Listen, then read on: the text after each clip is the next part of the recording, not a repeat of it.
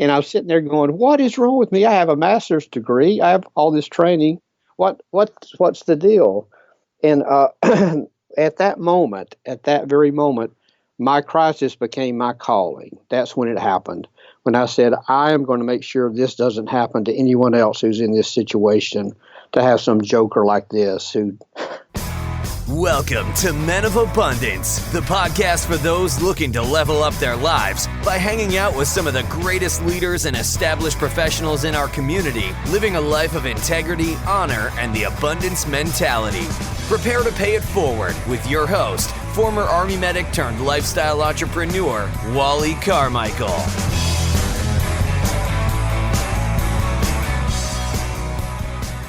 What's up? I am Wally Carmichael, your founder and host of the Men of Abundance podcast, the Pay It Forward community, proving to you that you can, in fact, live a life of abundance and prosperity in family, faith, finances, and fitness, regardless of where you're at in life today.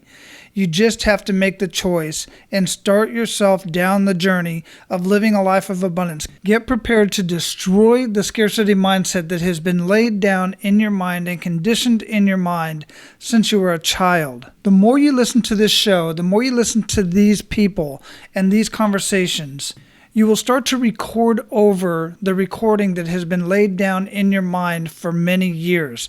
Your stories about money, your stories about relationships, your stories about your self-worth. All of that is going to be taped over, recorded over with the mindset of abundance so that you can start being the person that you are meant to be. One of a few major components of living a life of abundance is giving, paying it forward. And that's why I'm inviting you to pay it forward and give Men of Abundance to others. Share Men of Abundance with everyone you come in contact with. Ask them if they've ever heard of a podcast. It's a great way to start a conversation. Say, hey man, have you ever listened to a podcast? And in my experience, quite frankly, few people have. More and more are saying yes these days, but few people have still to hear of a podcast. And guess what? You get to introduce them to their very first podcast, which is going to be Men of Abundance. Well, I would hope so anyway. It might be your other favorite podcast, but I would hope that you would at least include Men of Abundance in the list of podcasts that you would help them download onto their phone. And I know from experience that when you do that, they're going to come back and thank you. I personally thank you because by you sharing Men of Abundance and taking just a few minutes of leaving a review over on iTunes, leave a rating and review on iTunes or whatever podcast player you're listening on, that pushes us up in the ratings so more people can find Men of Abundance. Did you know that the last I checked, 88 countries, Men of Abundance has been downloaded in 88 countries. It's amazing. It's ridiculous. But I'm so honored that more and more people are finding this show, finding these conversations so that they can get their mind right and start living a life of abundance instead of the life of scarcity that so many people are living. And business owners, make sure you go check out Abundance and Prosperity Business Mastery. It's growing. It's getting a lot of buzz. And it's just another way for me to reach out and save lives by saving businesses. Now, our featured guest today is Michael Alan Tate. He is an author, executive consultant, and career coach with over 20 years of experience. He is the author of Design a Life That Works, which teaches people how to balance their family, career, and faith. He also writes a blog entitled The Leadership and Life Journal. In addition to writing, Tate was also the CFO and sitting governor on the ICCI Worldwide Board. He graduated from the University of Alabama at Birmingham and Southern Seminary in Louisville, Kentucky, and is now the founder and president of On the Same Page Consulting. He currently lives in Alabama and is an active outdoorsman. Men of Abundance, it is my pleasure to introduce you to Michael Alan Tate. Michael, welcome to Men of Abundance, man. How you doing? Great, Wally. How are you doing? Man, I am just wonderful. It's a beautiful Florida morning with a little bit of rain that we needed, and I'm just enjoying life, man. How about you? Yeah, it's a great day here in Birmingham, Alabama. That's where I'm calling from, and rain has finally stopped. Tornadoes are going away, and I burned my fields down at my quail hunting preserve this weekend, so I'm in good shape. Yeah. Sounds like a good time. I have not been bird hunting since I was a kid. We used to go all the time, and I grew up in Phoenix, Arizona, and out where the stadium is at now. Yeah. The large stadium. That's where we used to go bird hunting and rabbit hunting and all that good stuff, running around, a bunch of teenage kids with guns running around. Imagine that. Oh, yeah. That's the way I grew up. Yeah. With guns and hatchets. And every one of us, man. I mean, I got brought home one day. I was thinking about this the other day. I got brought home one day in the back of a cop car because I had some homemade nunchucks that I had made out of broomsticks, which, by the way, was my mom's broom. She wasn't too happy about that part, but what's a nunchuck? I had them stick the nunchucks like Bruce Lee and stuff like that, and they swing it's like two sticks on a chain, but I had two sticks on a rope, and they were sticking out of my back pocket. And a cop pulled up next to me, and I must have been, 13 or 14. Yeah. And, he just put me in the back of the car and drove me back to the house and confiscated my nunchucks.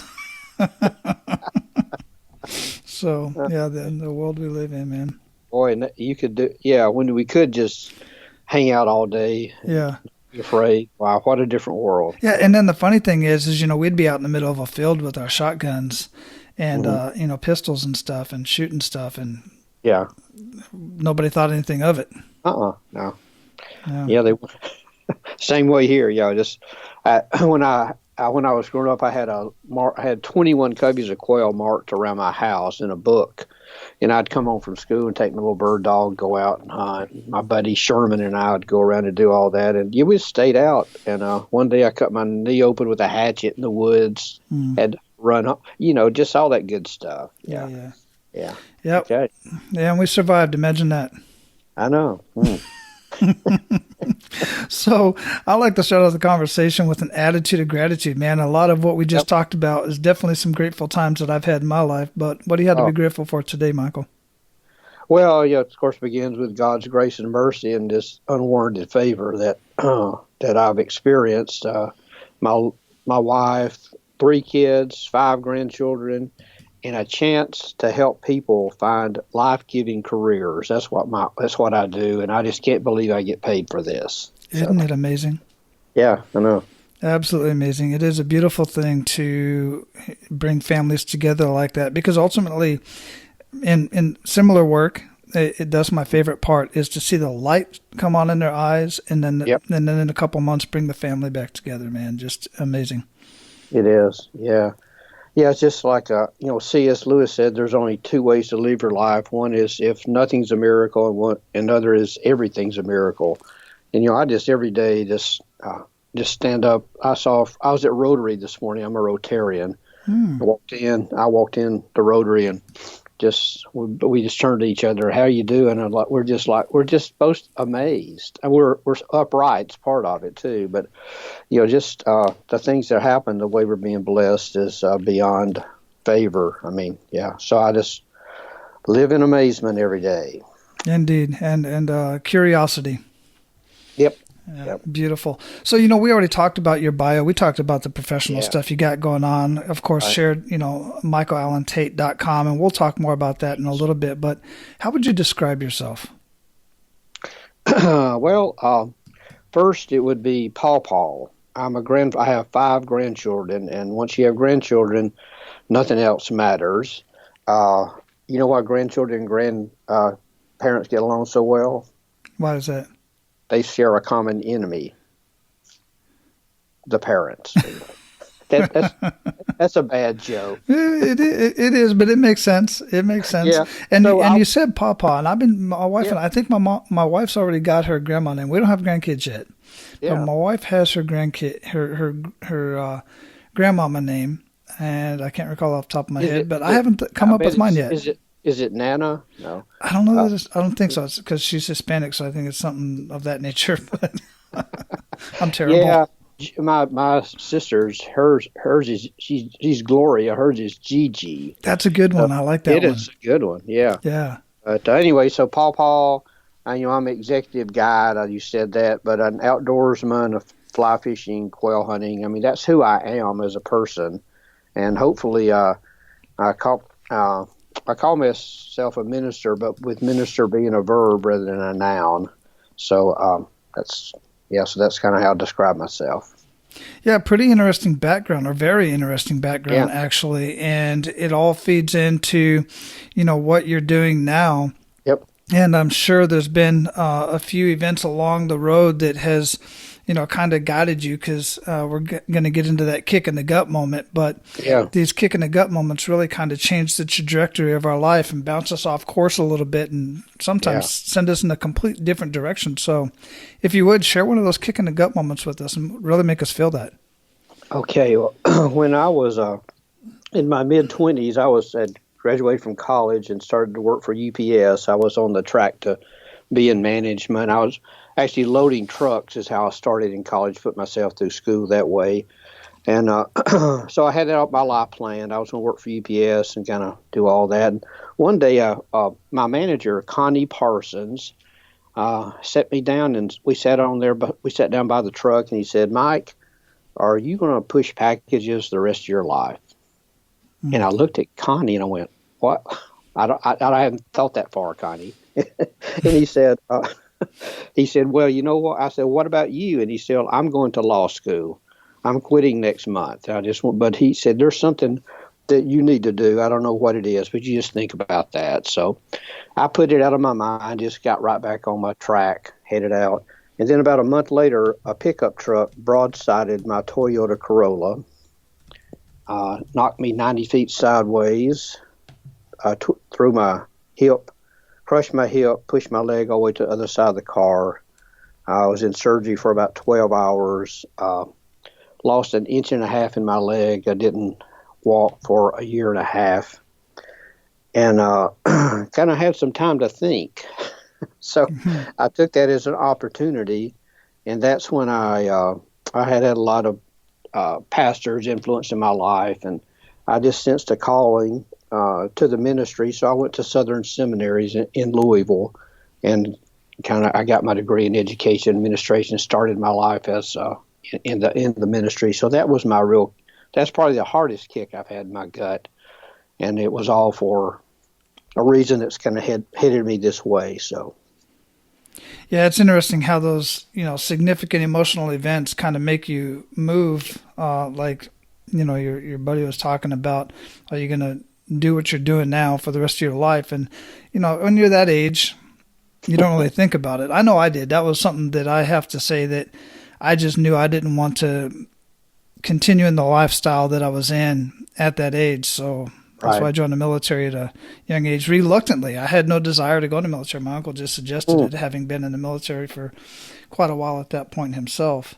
Yeah. But, so, and then as you progressed through that, where else did your life go, and how did you ultimately get into what you're doing now?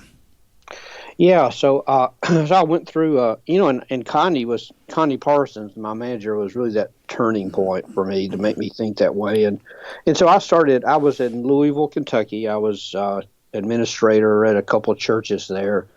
And then after I graduated, and I was doing well, the church was growing, kind of a mid-sized church, and things were going pretty well, building buildings, growing programs, all that kind of stuff.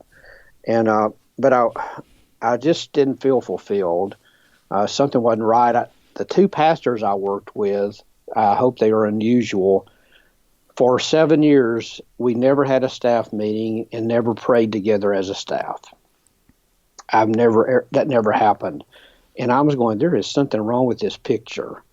And people would come to me. A lot of church members, will always get disgruntled, churches. And they'd come to me and say, I'm really disgruntled with the church and what's going on. And my response was, I'm more concerned about your growth as a Christian and a person than you being a member of this church. There's a lot of good churches around here. And the pastors didn't like that very much, and because they kind of looked at the numbers. And so finally, after a while, I literally got sick from the stress of being in that situation. So sick that I wound up in the emergency room with boils all over my body, and I just couldn't take it anymore, so I quit. And so I was kind of at a low place in my life. So we get a little bit lower, though, because I went to a career counselor. I said, what can I do? I've been in the ministry. What can I do from here? He said, well, you should be an HR director. He gave me a few tests. And then he sent out about 500 resumes. I got one response. You think I was depressed before? I mean, come on. Yeah, that sure lifts the spirit. So I get that kick in the gut. And I was sitting there going, what is wrong with me? I have a master's degree. I have all this training. What's the deal? And at that very moment, my crisis became my calling. That's when it happened. When I said, I am going to make sure this doesn't happen to anyone else who's in this situation, to have some joker like this who does this kind of thing and doesn't even return your call. So that was when minister became a verb for me, and my crisis became my calling, which is to help people find life-giving careers. And so that was the pivotal point that took me here. Yeah, got me here. Yeah, and that's impressive in itself. I mean, at some point, guys, you just have to, as I always say, take inventory of what you're doing and what's working and what's not working. And oh my goodness, man, when I was getting ready to transition out of the military, I don't know if it was 500. In fact, I know it wasn't 500 resumes that I submitted in various places, but it was a lot. And man, to not even get a response and then to get a referral and then get an interview and get rejected. It's like, man, I can't handle that. I can't handle any more rejection, man. So I just took matters in my own hands, and that sounds like exactly what you did. Yeah, because the reason I got depressed was because I had chosen the world's worst way to find a job. It's the worst strategy. It's never worked. It never will work. Right. So from that, I went to. I said, well, I want to get this stuff right. I want to learn how to do this. So if you're familiar with What Color's Your Parachute? Yes, absolutely. Okay, so I called Richard Bowles, and I said, Richard, I'm going to get this business. Will you help me? And he said, I sure will. I spent time with him. He helped me get into understand the whole philosophy of how you really find a career, because most people just choose the wrong strategy. And the strategy is actually to do what we say, have an organized way, a career plan before you have a resume, and share your career plan with other people. But anyway, after I met with Richard and I got into the business of outplacement, I started a little business here in town. You know what outplacement is? Congratulations, you're fired. Here's Mike. Right. Yeah. So I walk in, and so I build my business up, and I sold my company to another company. I started working for them, and after a while, I really got dissatisfied with that because I'm an entrepreneur. I really can't work for anyone. Mm-hmm. So I wrote down what I want. I was going to quit, and I went, no, I'm going to write out my plan. I'm going to write down. I learned a lesson I hope before. I'm going to write down what I really, really want. I'm going to get clear on it. And then I shared it with a friend who was outside the company. And then about 3 months later, the company literally created that position I had written down on that sheet of paper. And so I stayed with the company for another couple of years. So sometimes leaving your company is not the answer. It's getting clear on what you want. It's like, I hate this. People say, I hate my cubicle. It's not the cubicle. It's getting clear, because once you get clear, providence, God steps in, something happens where doors start opening that you could never imagine. So that was another big aha for me. And after that, I left, of course, and started my own business and what I'm doing today. So that's my story. I'm sticking to it. And I love it, man, because it really does follow the same kind of path that I did. Very, very similar. And guys, one of the things I want to take away from this that I want you to listen to is that Michael saw something. He knew somebody who was doing what he wanted to do, and he reached out to that person, even though you would think, well, why is this guy going to talk to me? Yeah. And that's exactly what I did. I reached out to Dan Miller, who has a podcast and a book called 45 Days to the Work You Love, or 48 Days to the Work You Love. And I read his book years ago, about the same time that I read, What Color's Your Parachute, and any other type of book that was getting me ready for transition. And I thought at the time, let me rephrase that. Now, it was that. I kind of thought at the time that I wanted to transition into another job, knowing darn good and well that I didn't. Quite frankly, I wanted to work for myself, and I just had to figure out how to do that. So, but I still had that conversation. I reached out to Dan. We had a conversation. In fact, I posted it on one of my prior episodes on the Men of Abundance podcast for the benefit of the listeners. But it's just so important to reach out to the guys that are doing what you want to do, and don't be intimidated by who they are, because most of them, quite frankly, want to talk about what they do and how they got there, and they want to help people. Yeah, and that's really the secret to life, is even if you have the answer, ask for advice. Mm-hmm. And, when I teach people to put together a one-page career plan that gets them clear and go and share and ask people for advice, but never, ever ask for a job. Never ask about an opening, never put anybody in that kind of position to feel that kind of pressure to come to them and just say, here's my plan. What do you think? I've got a list of organizations I think I'd like to work for. Here's some of my skills. Critique my plan. Mm-hmm. And it'll lead you to places you'd never imagined just by getting out of the way and giving them a clarity of something to speak from and just watching God's grace work through it. I mean, it's what happens. So. Yeah, absolutely. And, there's another point to that, and correct me if I'm wrong, this is my thought process as well, is when you're setting your goals, you have to be very specific with timelines and the whole bit. Same thing, guys, when you want a job. When you go to an employer and I got these 5 companies I want to work for, but when you go there and fill out multiple resumes for multiple positions, chances are you're not going to get one of them. No. Because they're looking for somebody who says, this is me. I want this job. I'm the man for the job. This is my skills for this job. Even if you have skills for the other positions, right. You want to be specific about the job you want within that organization. What's your thoughts on that, Michael? Yeah, absolutely. The more specific you are, the quicker you'll find what you're looking for. But the reality is that 80% of the jobs that are never posted anywhere. Right. 10% of those you see online are already filled unofficially. And so we have to imagine there is no job hunting system. I would tell people avoid HR, avoid recruiters, avoid personnel people. There's every week, there's a table in every company, and every week the managers sit down together and they look up and say, we have a problem here, we have an opportunity here, and they turn to each other and say, do you know anybody that could help us? So your job is to take your plan and meet with your friends and get referrals. So when that thing comes up the table, they'll say, we met this guy. He didn't even have a resume, but he had a plan. I think he'd be worth talking to. What do you think? So that's how that's how you find your place in the world. Just assume, you need a resume. Don't let me, you got to have one, but just don't lead with it. I mean, that's lead with, it's like, am I going to start a business with a brochure or a plan? Which comes first? Exactly. Yeah. Anyway. Yeah. No, exactly. And that's the biggest thing I try to explain to people is that by the time it's posted, the only reason why they're posting those jobs is just so that they can fill up their database. Yep. And all of these job boards out there, from ZipRecruiter, Monster, you name it. Literally. Yeah. I'm sorry, guys, just garbage.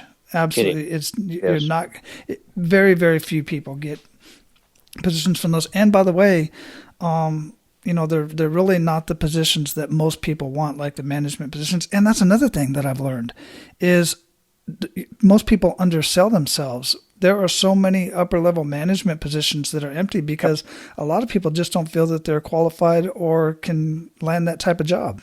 Right. Yeah, and we can't explain that on a resume. That's why, everything's relationship. It's one person to the other person, to people saying, do you know somebody? It's the higher you get in an organization, the more informal the hiring process is. The higher we get, the more informal it is. Even if you're inside a company, like I was, write down what you want. Be careful who you share it with. I wouldn't necessarily share it with people inside, but once you get it so clear, it's just those little conversations. It's all about chemistry. It's all about those things you don't put down on paper that really get people in higher level positions. It's anyway. So that's what I would tell. It's all through that. People. I work with folks and people call and say, I call this person and they asked me for my resume. I said, had a plan, and they almost dropped the phone and said, what?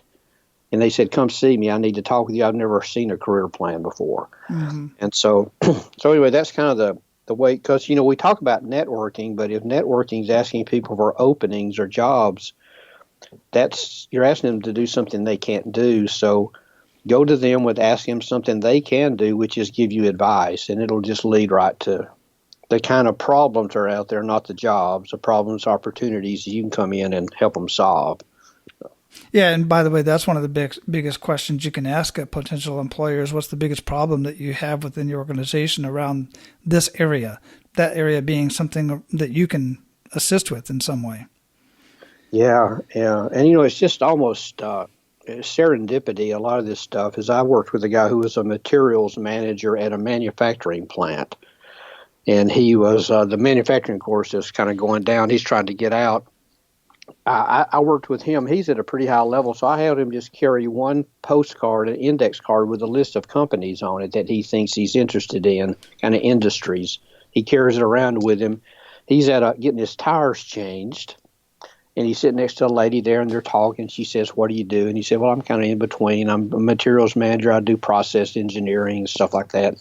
And he pulled the card out and showed it to her, and there was a hospital on there, a Brookwood Hospital here in town, and she said, oh, my husband's CEO of there.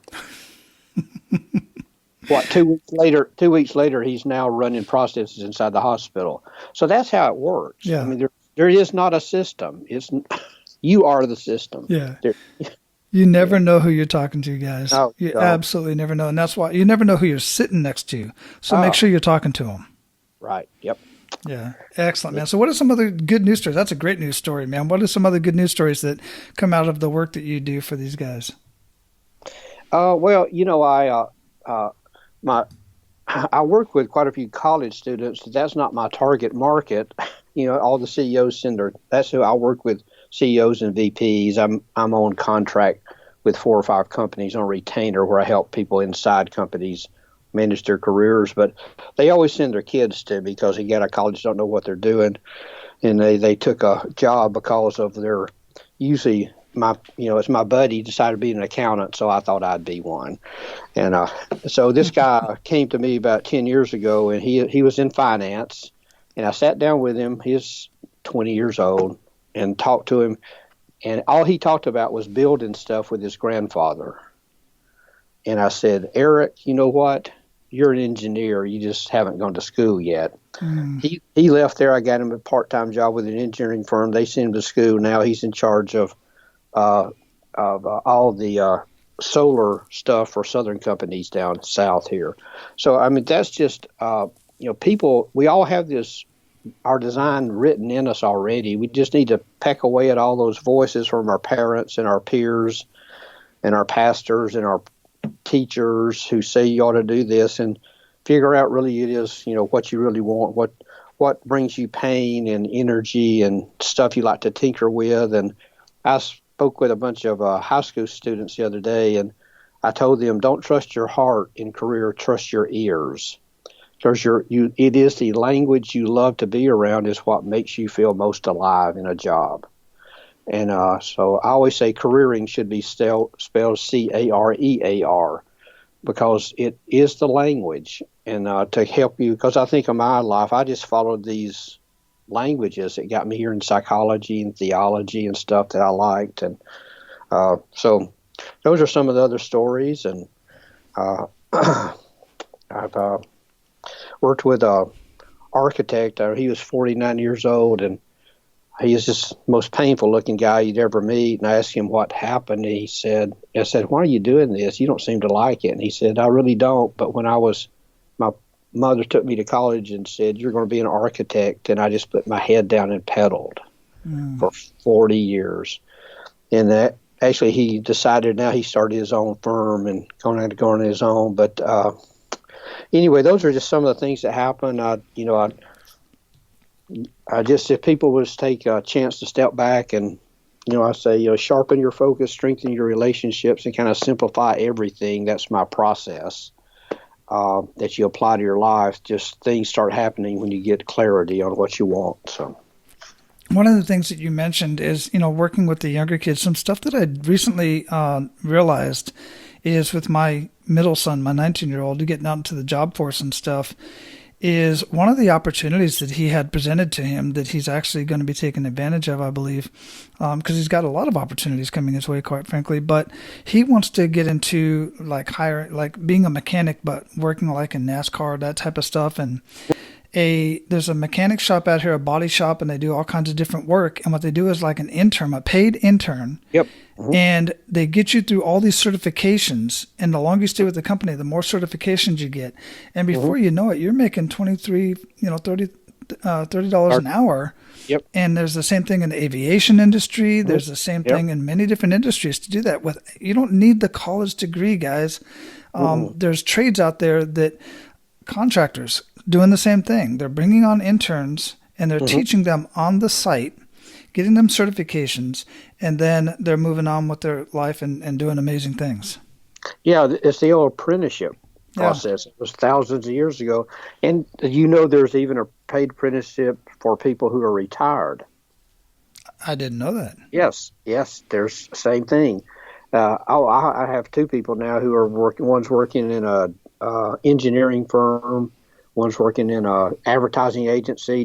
And they pay them to just work like an internship in college. And so that's taken over. That internship thing is just huge. And I tell kids about college too. I mean, I see I see these kids with $100,000 in debt out of college and no job.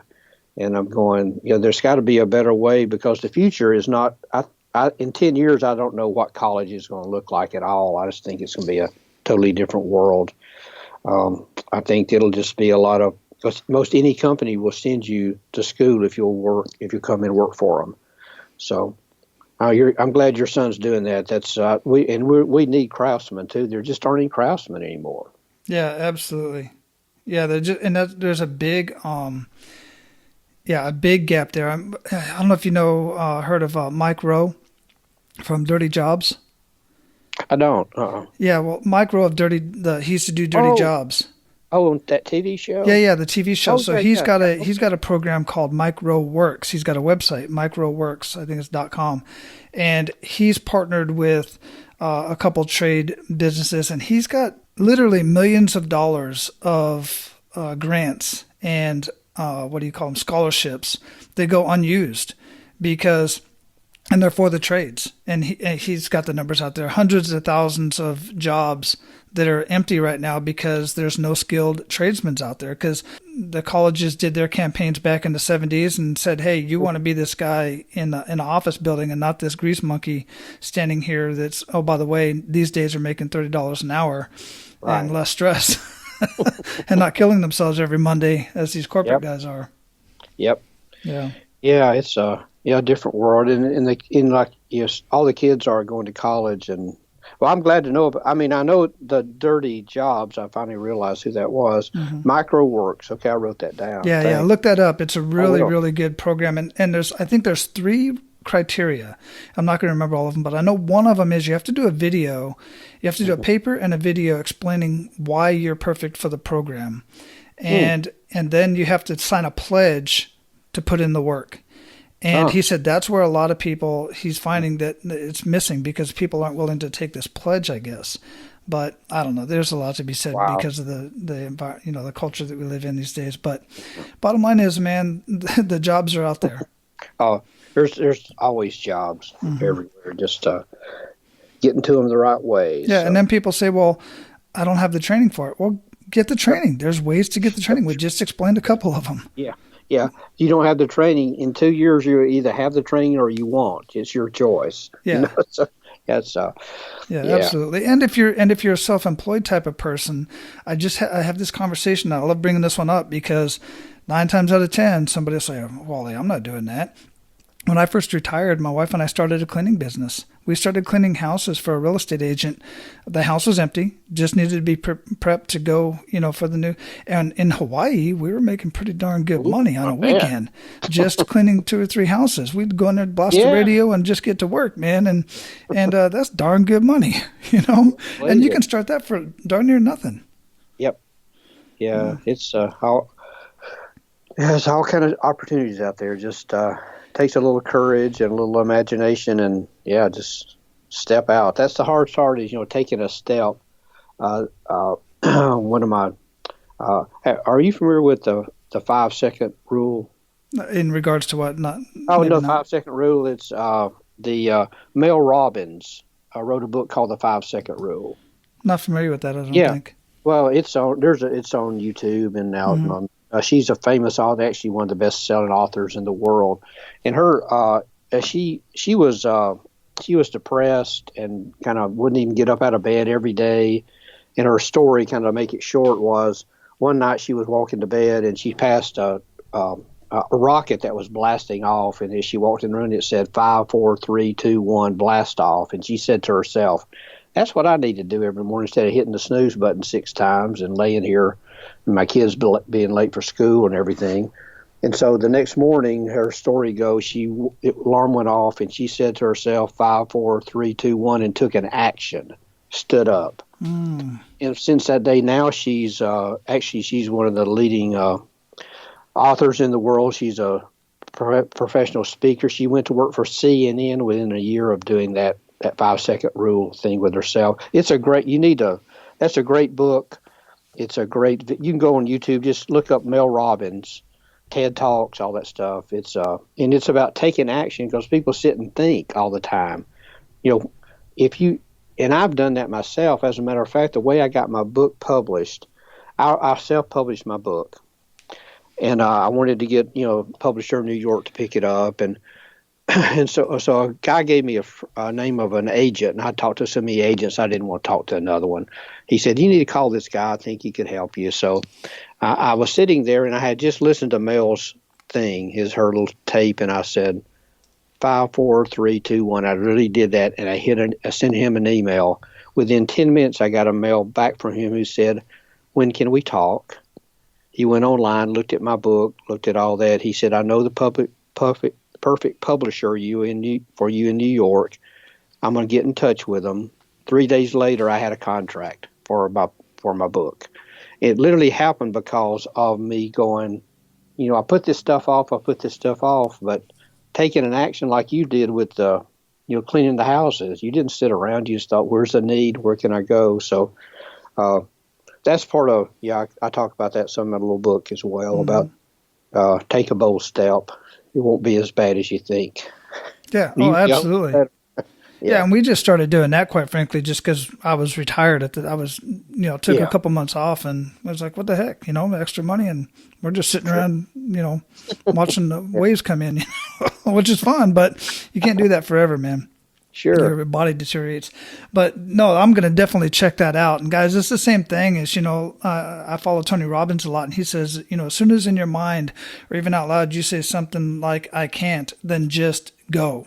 Then just go and just do it. But I love that 5-second rule. I'm going to be looking that up. I might even post that video in the show notes. So guys, keep a lookout for that. I'll put that video in the show notes of that TED Talk. Absolutely love stuff like that, man. So Michael, we're at the point where we're going to pay it forward. You ready to do that? Yeah. The three action steps. Yeah. So share with us 1 to 3 actionable steps that men of abundance can take today. Number 1, pray first.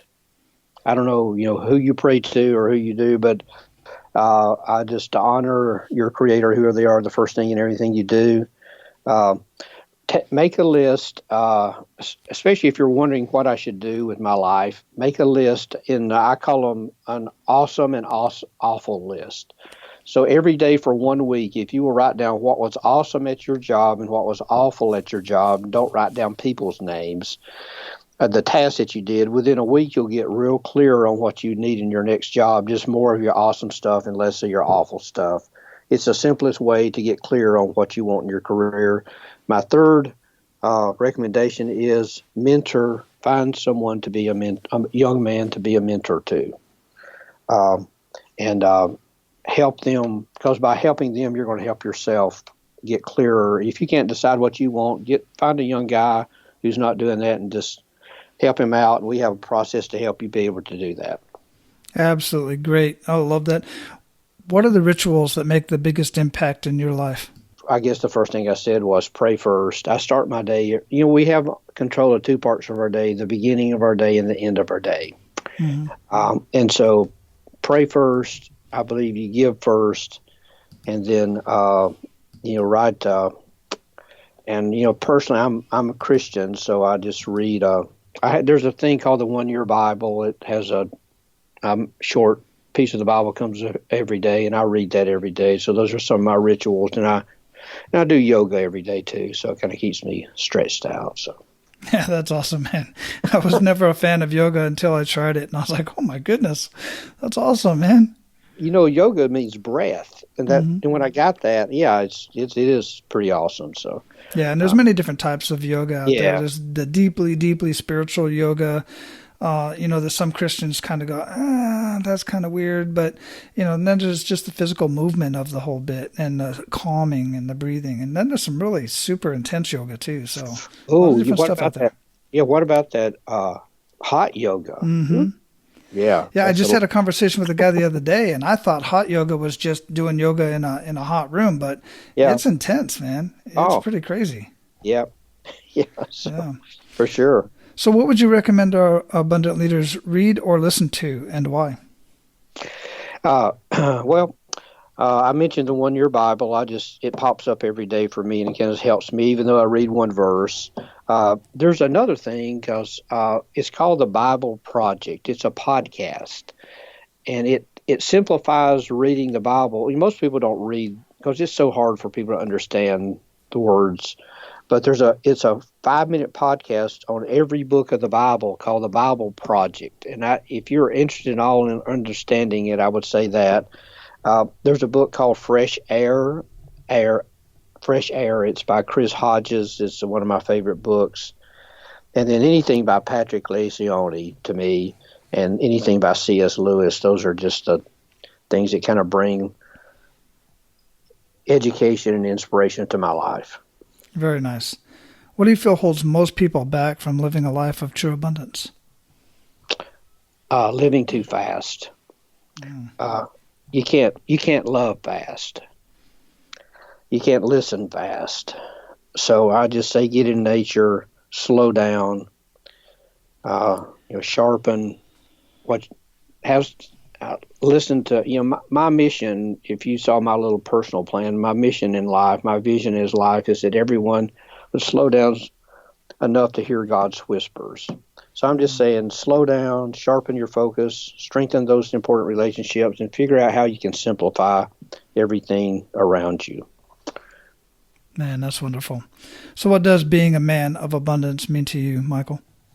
It just means living in gratitude and generosity, and there's a Psalm 62 that's kind of a favorite of mine. It says, "My soul finds rest in God, and my salvation comes from Him. He is my rock and salvation.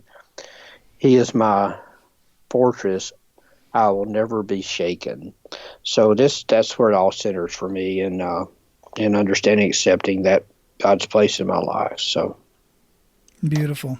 So, brother, we're going to close this up, but before we do, what did we not talk about that you want to ensure that our abundant leaders get out of our conversation today? Yeah, I want to be, of course, my publisher requires me to do this, but I'll do it anyway because I think my little book, The White Shirt, Find Your Peaceful, Life-Giving Career at Any Stage in Life, is a 110-minute read. It's 1 hour and 10 minutes. An hour and 10-minute read. It's a parable about 4 young boys who lost their way, and they find it through travels in their life. At the end of it, my book, The White Shirt, there's a 7-step guide to putting together your career for your next step in your career. And we have whiteboard videos online. We have an audio course that you can take that can do that. But the unique thing about my book is it's the only career book ever designed to be done with a friend or a mentor. It actually, in the book, it refers you back to your mentor, your friend. all the videos talk about working with your friends. So if someone bought this book or bought 2 of these books and they sit down with that young man I was talking about, you really don't, most people don't know what to say. I'm a mentor, but I don't know what to say. Well, you can go step by step, turn a video on, watch the 5-minute video about this step of looking at your family's career, looking at your strengths, all those things. So it gives you a path to run on when you're mentoring a young man, or a young lady. So that's what it was all really built for. My picture when I wrote it was a grandfather sitting down with the grandson, who both of them, the grandfather's retired and doesn't know what to do, and the grandson's moving in college, doesn't know what to do. So that's how I pictured the book and how I wrote it. So that's what I would want to share with everyone.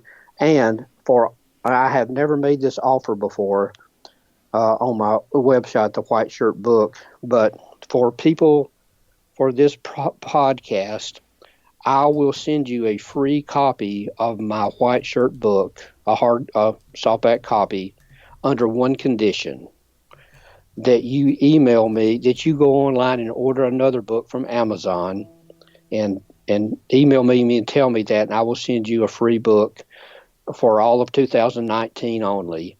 And I want you to use that with another person and experience helping someone find their place in the world. So I've never done that. This is the first podcast and probably the only one I'm going to do that on. But I want to make that an offer to anyone for 2019. Email me at michaelalantate.com. That's ALAN. I know it'll be on your notes there. Yeah, I'll add that to the show notes for sure. Man, and Michael, that's awesome, man. I greatly appreciate that. Yeah. It's I've been wanting to do it, and our publisher said, I don't know if that's a great idea, and I said, I think it's a great idea. Got to go with your heart, man. Yeah, because it's not about selling the books, it's about getting the people out there who are stuck where I was, and just getting out of that pain to the world we need to be in. So anyway, yeah, it's been great. I appreciate the time so much, Wally. Oh, my pleasure, man. It's been a great conversation. I thoroughly enjoyed this conversation, and we will have all of that linked up in the show notes, guys, so don't worry about that, but definitely make sure you go take advantage of that, because I think it's just a wonderful thing, man. It's all about the Pay It Forward community, and that's what we do here is pay it forward. Helping others helps you. Again, Michael, I greatly appreciate that. Man, just go out and live your life of abundance and keep paying it forward like you are. It's awesome. Thanks, Wally. Have fun on the beach. I will. All right, guys, so your action step today is to sit down, take inventory of what is working in your life, what is not working in your life, and see if you can find a middle ground there. It's not always easy to make change, but it is possible. And most of the time, it's just a matter of taking some discipline and changing up some of your rituals that will eventually make lasting change. Most people overestimate what they can do in a year and underestimate what they can do in 5 years. But another vital component to living a life of abundance is enjoying the journey along the way. That's a litmus test. If you're not enjoying the journey along the way, you're not going to enjoy the destination. Now, go out and live your life of abundance. And guys, make sure to pay it forward. That's all for today, Abundance Leaders. For more about our guests and the powerful information we shared with you today, be sure to sign up for our mailing list at menofabundance.com. We appreciate your time and look forward to hanging out with you on our next episode. So until then, be sure to pay it forward and live your life of abundance.